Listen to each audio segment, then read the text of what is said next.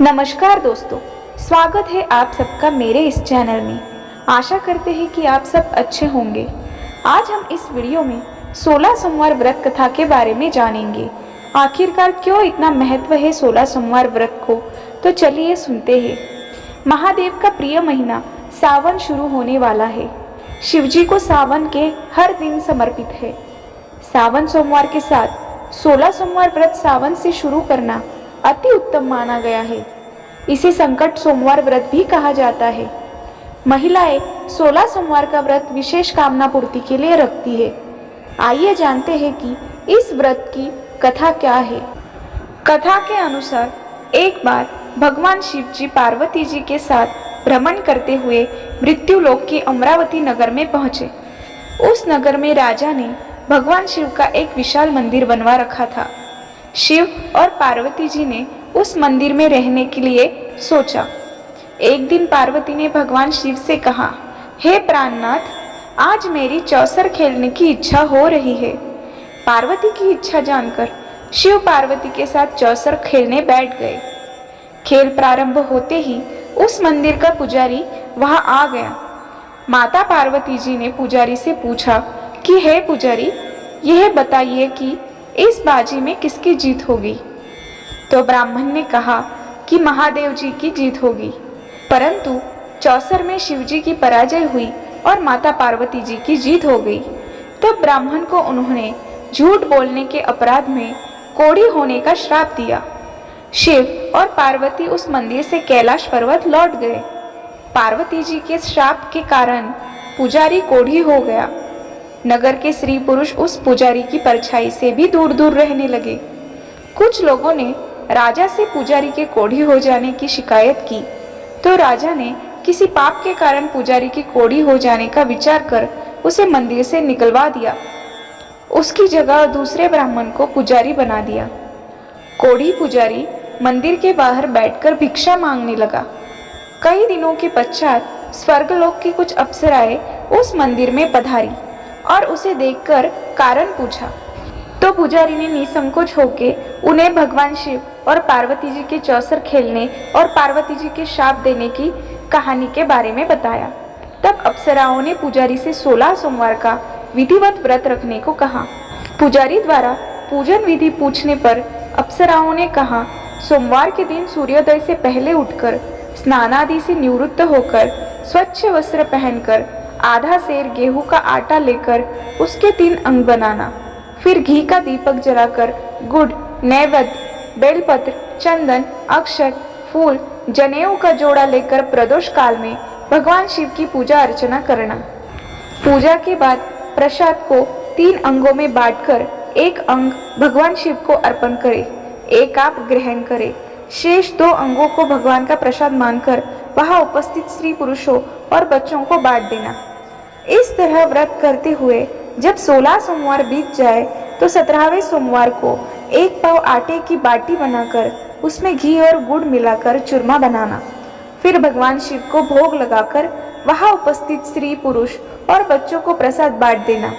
इस तरह 16 सोमवार व्रत करने और व्रत कथा सुनने से भगवान शिव तुम्हारे कोढ़ को नष्ट करके तुम्हारी सभी मनोकामनाएं पूरी कर देंगे। इतना कहकर अप्सराएं स्वर्गलोक चली गई। पुजारी ने अप्सराओं के कथा अनुसार 16 सोमवार का विधिवत व्रत किया। फलस्वरूप भगवान शिव की अनुकंपा से उसका कोढ़ नष्ट हो गया। राजा ने उसे फिर मंदिर का पुजारी बना दिया। वह मंदिर में भगवान शिव की पूजा करता रहा और आनंद से जीवन व्यतीत करने लगा।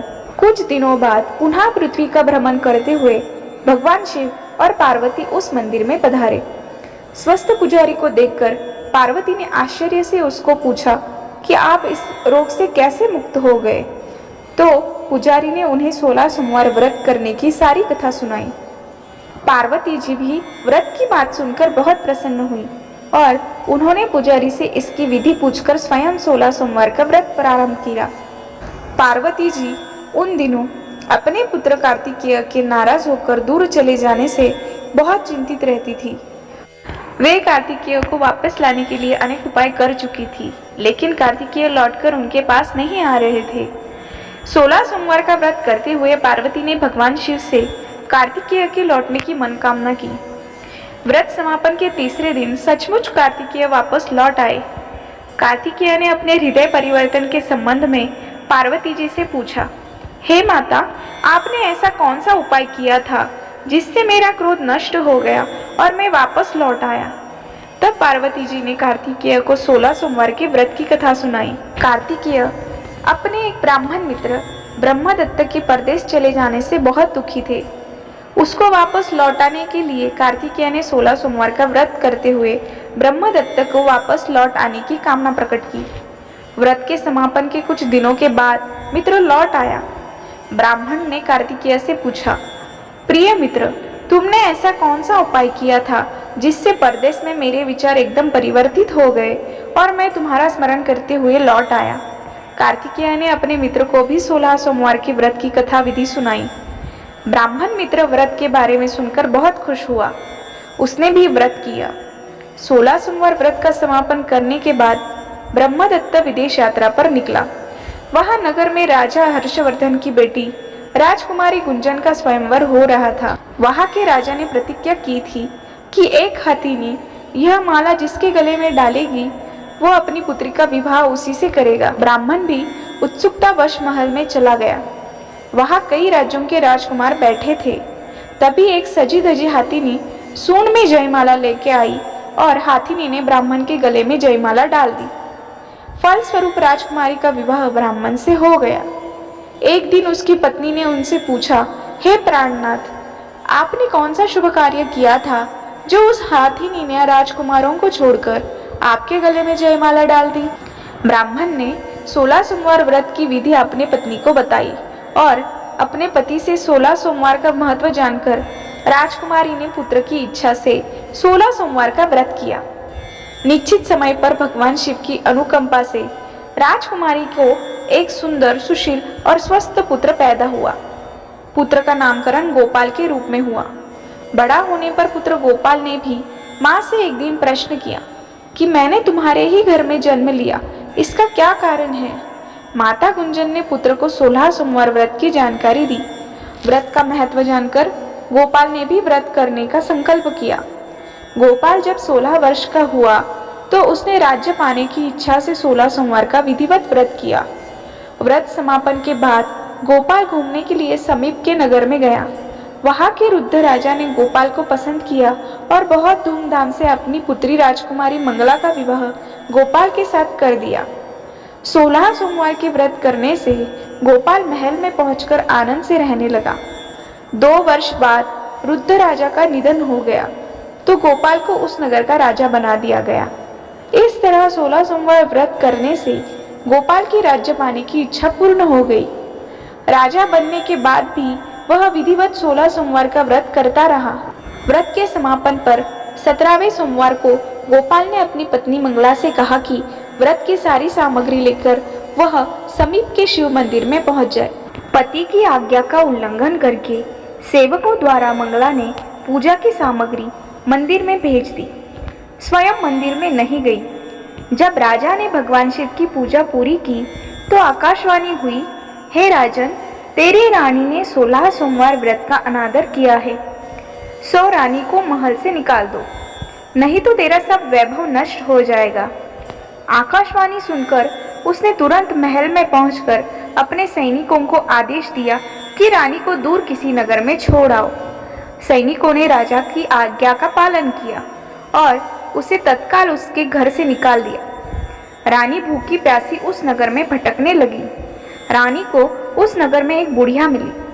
वह बुढ़िया सूत काटकर बाजार में बेचने का काम कर रही थी, लेकिन उस बुढ़िया से सूत उठ नहीं रहा था। बुढ़िया ने रानी से कहा, बेटी, यदि तुम मेरा सूत उठाकर बाजार तक पहुंचा दो और सूत बेचने में मेरी मदद करो तो मैं तुम्हें धन दूंगी।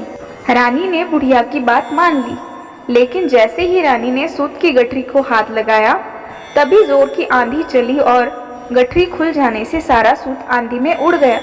बुढ़िया ने उसे फटकाकर भगा दिया। रानी चलते चलते नगर में एक तेली के घर पहुंची। उस तेली ने तरस खाकर रानी को घर में रहने के लिए जगह दी, लेकिन तभी भगवान शिव के प्रकोप से तेली के तेल से भरे मटके एक एक करके फूटने लगे। तेली ने भी भगा दिया। भूखी प्यास से व्याकुल रानी वहां से आगे की ओर चल पड़ी। रानी ने एक नदी पर जल पीकर अपनी प्यास शांत करनी चाहिए तो नदी का जल उसके स्पर्श से सूख गया। अपने भाग्य को कोसती हुई रानी आगे चल दी। चलते चलते रानी एक जंगल में पहुंची। उस जंगल में एक तालाब था। उसमें निर्मल जल भरा हुआ था। निर्मल जल देखकर रानी की प्यास तेज हो गई। जल पीने के लिए रानी ने तालाब की सीढ़ियां उतरकर जैसे ही जल को स्पर्श किया तभी उस जल में असंख्य कीड़े उत्पन्न हो गए। रानी ने दुखी होकर उस गंदे जल को पीकर अपनी प्यास शांत की। रानी ने एक पेड़ की छाया में बैठकर कुछ देर आराम करना चाहा तो उस पेड़ के पत्ते पल भर में सूखकर बिखर गए। रानी दूसरे पेड़ के नीचे जाकर बैठी। जिस पेड़ के नीचे बैठती वही सूख जाता था। वन और सरोवर की यह दशा देखकर वहां के ग्वाले बहुत हैरान हुए। ग्वाले रानी को समीप के मंदिर में पुजारी जी के पास ले गए। रानी के चेहरे को देखकर ही पुजारी जान गए कि रानी अवश्य किसी बड़े घर की है। भाग्य के कारण दर दर भटक रही है।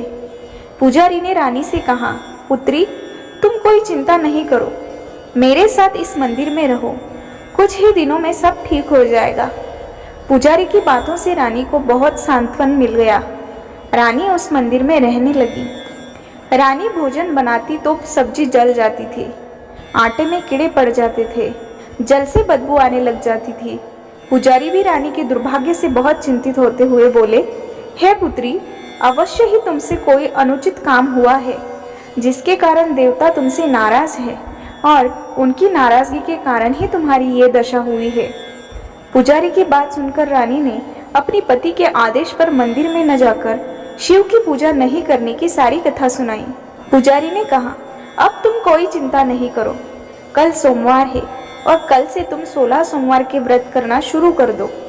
भगवान शिव अवश्य तुम्हारे दोषों को क्षमा कर देंगे। पुजारी की बात मानकर रानी ने 16 सोमवार के व्रत का प्रारंभ करा। रानी सोमवार का व्रत करके शिव की विधिवत पूजा अर्चना करने लगी तथा व्रत कथा सुनने लगी। जब रानी ने 17वें सोमवार को विधिवत व्रत का समापन किया तो उधर उसके पति के मन में रानी की याद आ गई। राजा ने तुरंत अपने सैनिकों को रानी को ढूंढकर लाने के लिए भेजा। रानी को ढूंढते हुए सैनिक मंदिर में पहुंच गए और रानी से लौटकर चलने के लिए कहा। पुजारी ने सैनिकों को मना कर दिया और सैनिक निराश होकर लौट गए। उन्होंने लौटकर राजा को सारी बात बताई। राजा स्वयं उस मंदिर में पुजारी के पास पहुंचे और रानी को महल से निकाल देने के कारण पुजारी जी से क्षमा मांगी। पुजारी जी ने राजा से कहा, ये सब भगवान शिव के प्रकोप के कारण हुआ है। इतना कहकर रानी को विदा किया। राजा के साथ रानी महल में पहुंची। महल में बहुत खुशियां मनाई गई। पूरे नगर को सजाया गया। राजा ने ब्राह्मणों को अन्न, वस्त्र और धन का दान दिया। नगर में निर्धनों को वस्त्र बांटे गए। रानी 16 सोमवार का व्रत करते हुए महल में आनंद पूर्वक रहने लगी। भगवान शिव की अनुकंपा से उसके जीवन में सुख ही सुख भर गए। 16 सोमवार के व्रत करने और कथा सुनने से मनुष्य की सभी मनोकामनाएं पूरी होती है और जीवन में किसी तरह की कमी नहीं होती है। स्त्री पुरुष आनंद पूर्वक जीवन बिता के मोक्ष का प्राप्त करते हैं। आशा करते हैं कि आपको ये वीडियो पसंद आया हो। अगर आपको मेरा वीडियो अच्छा लगा हो तो प्लीज़ मेरे चैनल को लाइक करें, शेयर करें और सब्सक्राइब करें। धन्यवाद।